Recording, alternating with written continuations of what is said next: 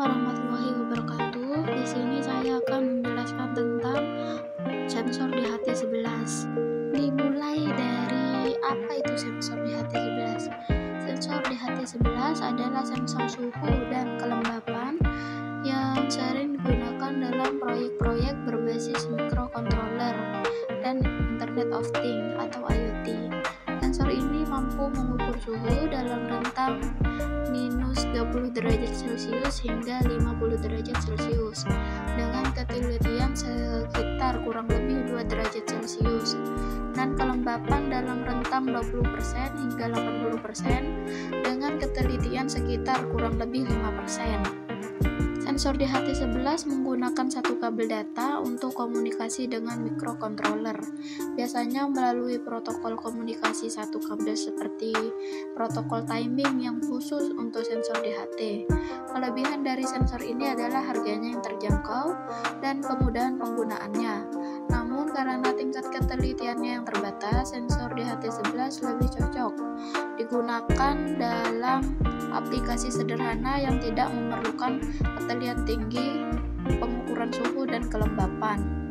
Lalu dilanjut dengan membahas spesifikasi dari sensor DHT11. Tentu berikut adalah penjelasan lebih rinci tentang spesifikasi sensor DHT11. Yang pertama, rentang pengukuran suhu. Sensor DHT11 dapat mengukur suhu dalam rentang minus 20 derajat Celcius hingga 50 derajat Celcius. Ini berarti sensor dapat digunakan untuk memantau suhu lingkungan dalam kisaran tersebut. Yang kedua, ketelitian pengukuran suhu. Ketelitian sensor DHT11 dalam mengukur suhu adalah sekitar kurang lebih 20 derajat Celcius. Ini menunjukkan seberapa akurat sensor dalam memberikan nilai suhu yang sesuai dengan suhu sebenarnya. Untuk yang ketiga, rentang pengukuran kelembapan. Sensor DHT11 juga dapat mengukur kelembapan dalam rentang dari 20% hingga 80%. Ini memungkinkan sensor untuk memberikan informasi tentang tingkat kelembapan di lingkungan sekitarnya. Yang keempat, ketelitian pengukuran kelembapan. Ketelitian pengukuran kelembapan sensor DHT11 adalah sekitar kurang lebih 5%. Ini menunjukkan seberapa akurat sensor dalam memberikan nilai kelembapan yang sesuai dengan kelembapan sebenarnya di lingkungan. Yang kelima, tegangan operasional. Sensor DHT11 dapat dioperasikan dengan tegangan antara 3 volt hingga 5,5 volt. Rentang tegangan ini memberikan fleksibilitas dalam penggunaan sensor dengan berbagai microcontroller atau platform lainnya. Yang keenam, arus operasional. Arus yang dikonsumsi oleh sensor DHT11 selama pengukuran kurang dari 1 mA. Konsumsi arus yang rendah menjadikan sensor ini cocok untuk aplikasi dengan keterbatasan daya.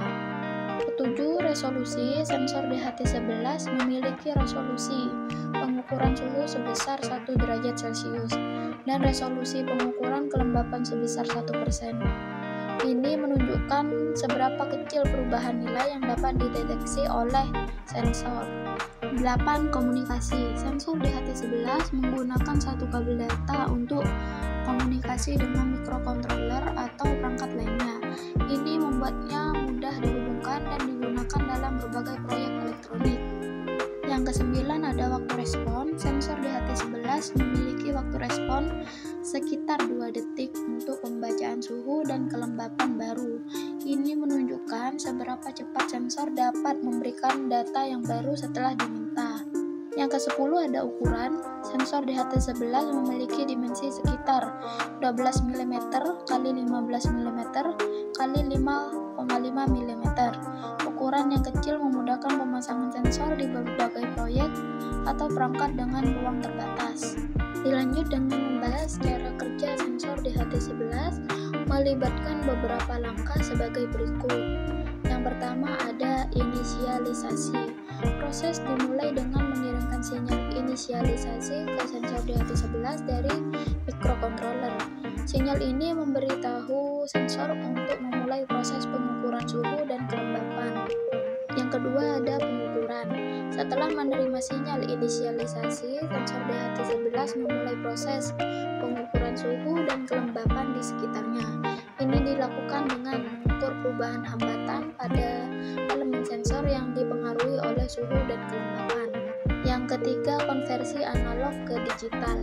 Setelah pengukuran selesai, sensor DHT11 mengonversi nilai analog suhu dan kelembapan menjadi nilai digital yang dapat dibaca oleh microcontroller. Konversi ini dilakukan dengan menggunakan proses internal di dalam sensor. Yang keempat, transmisi data. Sensor DHT11 mengirimkan nilai digital suhu dan kelembapan melalui satu kabel kepada microcontroller. Biasanya sensor ini menggunakan protokol komunikasi sederhana seperti protokol timing yang khusus untuk sensor DHT11.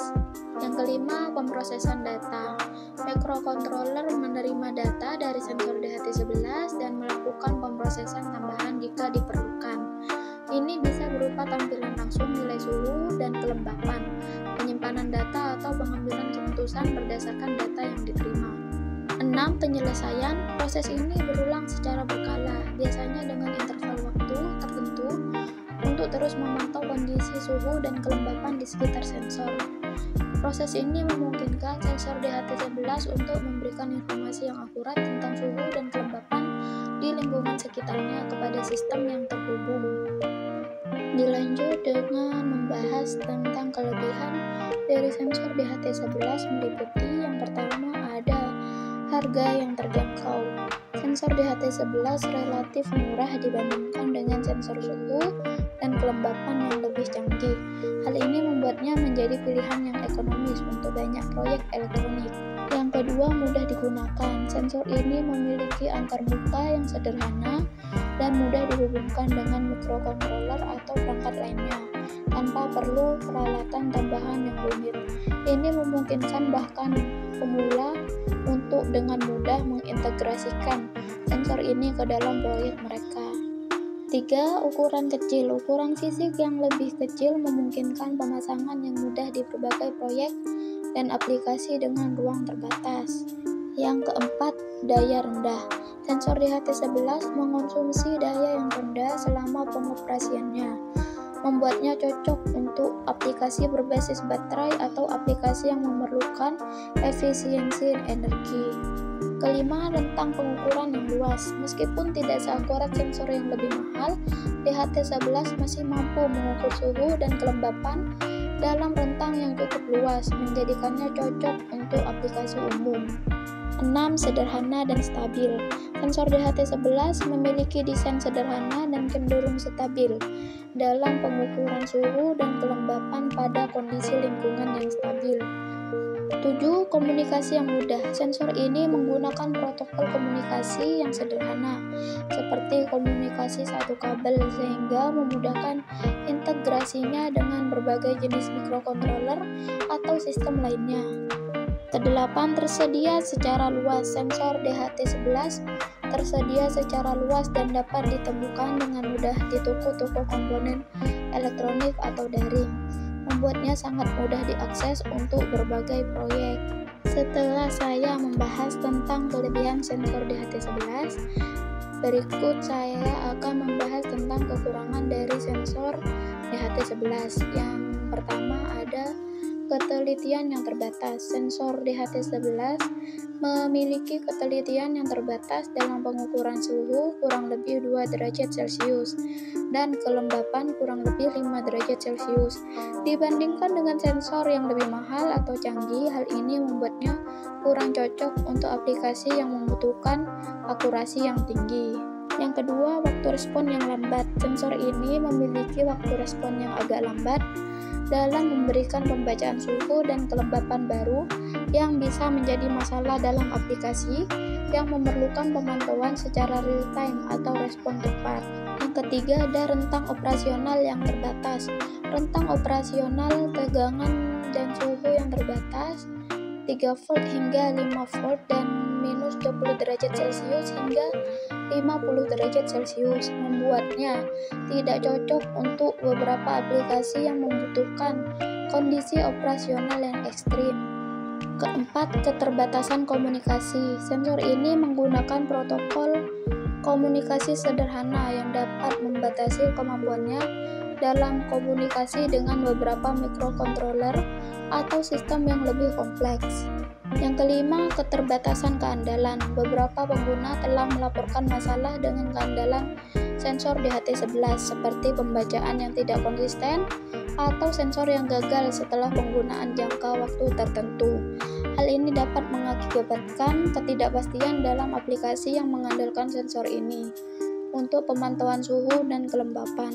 Meskipun memiliki kekurangan-kekurangan ini, sensor DHT11 masih menjadi pilihan yang populer untuk berbagai aplikasi karena harganya yang terjangkau dan kemudahan penggunaannya.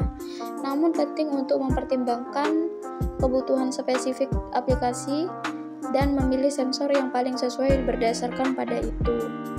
Cukup sekian pembahasan tentang sensor DHT11 dari saya. Jika ada kesalahan kata, saya mohon maaf. Wassalamualaikum warahmatullahi wabarakatuh.